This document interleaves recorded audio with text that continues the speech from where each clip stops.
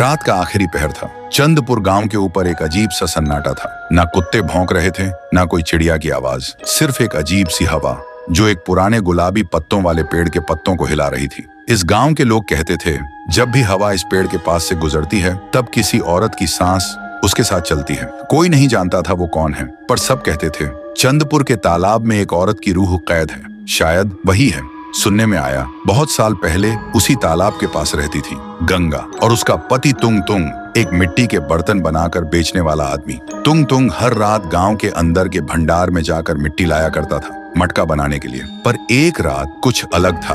उस दिन अमावस थी और मिट्टी से एक अजीब सी बदबू आ रही थी। तुंग तुंग ने गंगा से कहा, रात भारी है, तू सो जा, मैं बस कुछ देर में मिट्टी लाकर लौट आता हूँ। गंगा को दरवाजे पर बोलकर ही वो चला गया। अगली सुबह गांव वालों ने देखा तालाब के पास तुंग तुंग का मटका पड़ा था और उसके अंदर सिर्फ खून, लेकिन तुंग तुंग गायब था।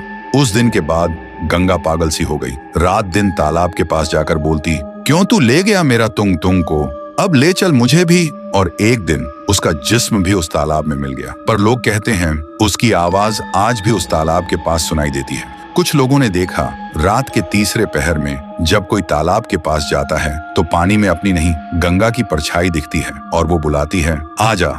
गांव के लोग जब सरपंच को सारी बात बताए तो सरपंच ने फैसला लिया तालाब को बंद कर दिया जाए। फिर एक दिन तालाब में सीमेंट डालकर उसे बंद कर दिया गया। तब से सब समझने लगे अब सब ठीक है। तभी उस गांव में आता है एक नौजवान राइस्टार। उसने सुना था गांव में पुरानी कहानियां हैं, इसलिए वो सोचता है क्यों ना उस पर एक डॉक्यूमेंट्री बनाई जाए। फिर एक रात सब बदल गया। रात के 1 बजे राइस्टार तालाब के पास जाने का फैसला करता है, लेकिन जैसे ही उसने बंद तालाब के पास पैर रखा एक ठंडी हवा चलती है और एक आवाज, तू भी अब मिट्टी में मिल जा।